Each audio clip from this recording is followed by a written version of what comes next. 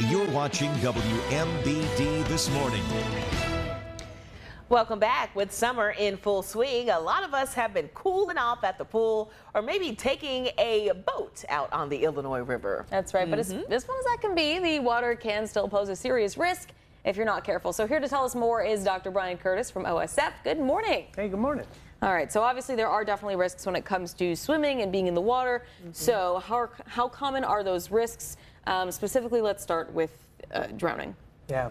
So about half of the drownings that will occur about 4 to 6 p.m. every day, and about 70% of drownings all year occur between May and August. So we're kind of right in the middle of that season, especially with the warm weather the last couple of weeks. Sure. Yeah, absolutely. And so what are the signs that someone is having trouble swimming or drowning? Are there specific signs people can look for to tell? Yeah, and I think that's a big misnomer. I think we get misled, right? TV makes it look pretty dramatic and loud and splashing, and really it's not. It's pretty silent. People just drop under, and so really that's kind of the big risk when we're telling people to watch people at the pool, is to watch them. And so the struggling is fairly obvious. I mean, they're struggling, they're having trouble keeping their head above the water, but it's usually a silent thing, and usually people are found actually after they go under. Oh, that's so tragic.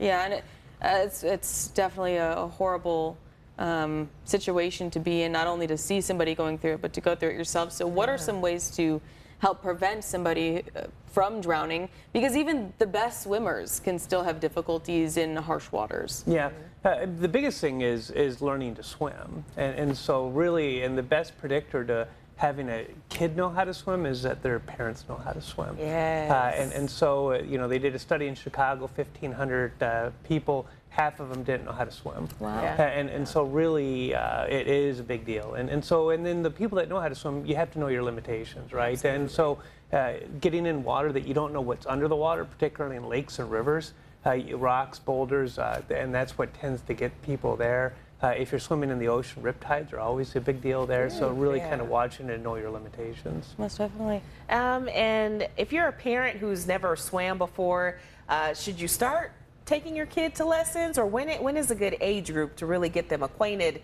with the water, you know? Yeah, so if you're a parent, you know how to swim, please try. I mean, it's very difficult. It's very scary for them, but I've known adults that have done it and got through it, and then their kids are swimming now too. But for kids about 1 is a good time to teach them to swim. 1 years old? Yeah, and so the big thing is cost, access, and time. But you know, a lot of the local YMCA's and local youth groups and family organizations will try to connect people with either low cost or free swim lessons. Yeah, it's really interesting. I've seen a lot of videos of parents bringing their babies to swim lessons. It's really interesting. I'm like, wow, these little 1-year-olds swim better than I do. Yeah, like, it's insane.